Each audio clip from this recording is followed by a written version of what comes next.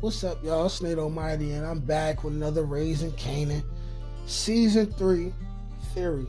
And I want to talk about Jukebox and Mr. Bingham, who is the father of Jukebox's deceased lover, Nicole. And I want to talk about the reasons why I believe that when it's all said and done, Jukebox will likely become a cop through the help of this man, Mr. Bingham, okay? Now, welcome to the channel. If you're new here, go ahead and subscribe to the channel. Like the video, because I got some lit-ish for you. Alright, so the reason why I feel this way is I wanted to make this video after watching the entire run of Season 2 right before Season 3 began, and there's a scene where Jukebox is at the gravesite of Nicole, and Mr. Bingham, he comes and he speaks to Jukebox, and Bingham says to Jukebox, he says, hey, me and my wife, we got divorced. I'm not like my wife, we got different beliefs. The divorce was probably inevitable, and we probably would have divorced when Nicole went off to college anyway. And then he says to her, he says, Laverne, I know that you love my daughter. I know my daughter loved you, right? And he basically says, I love you too for loving my daughter. At least I know my daughter, right? She passed away being in love and having love in her life, right? So he also says, right? He also says, if you ever need help with anything, feel free to ask me. If you ever need anything, ask me. Now, the reason why I believe he could be the person to help Jukebox get into the police academy is for the simple fact of this. The fact is that these people had connections in high places. They knew the mayor and a whole bunch of other stuff, right? If you know the mayor, there's no doubt in my mind you could pull some strings and get someone accepted into the police academy. And when I say accepted into the police academy, I mean as simple as it doesn't even have to be no underhanded, nothing illegal, no force situation.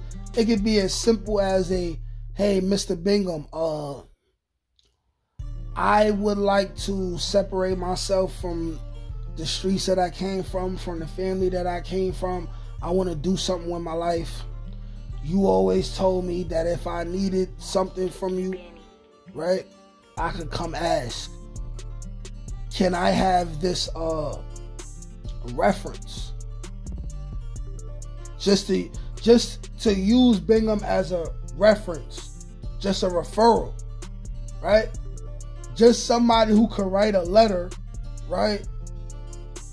And say, hey, listen,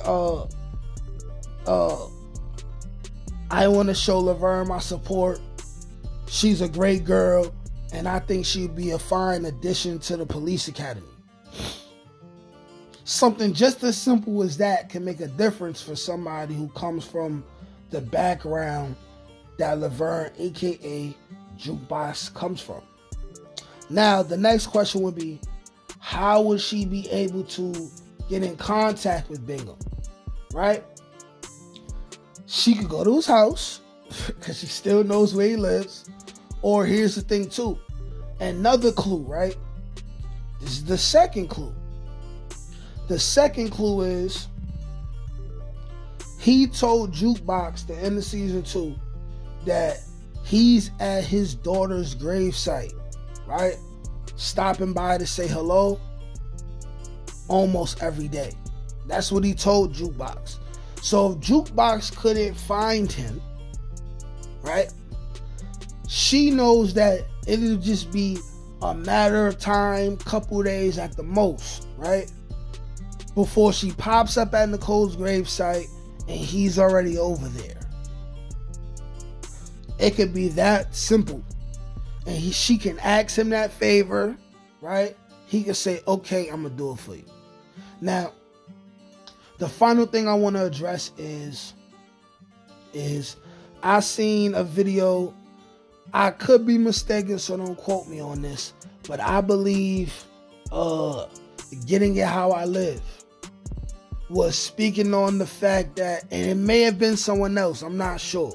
Maybe it was Movie Bot or somebody, but one of these guys whose content I watch often, right?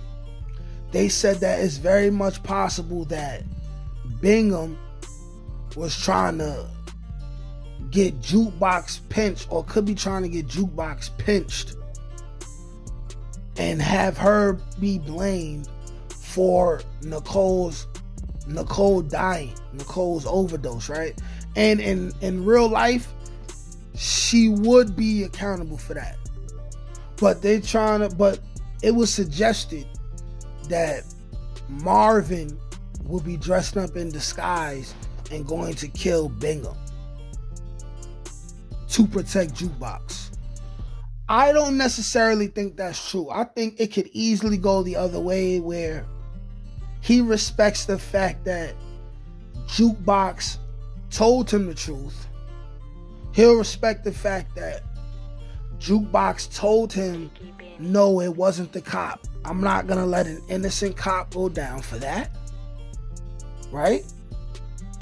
I believe it's possible he will respect these things and say, I believe you had no intentions on my daughter dying because of you.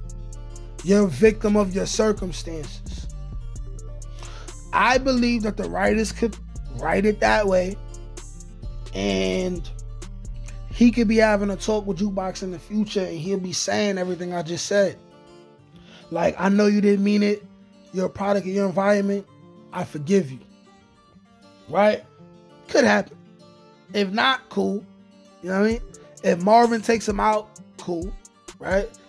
If Jukebox got to take him out herself, cool. But I feel like those two clues that they gave us has to mean something in the future. And I guess we'll figure out if it does by Friday, right? But y'all let me know what y'all think. Like, share, comment, subscribe. Peace.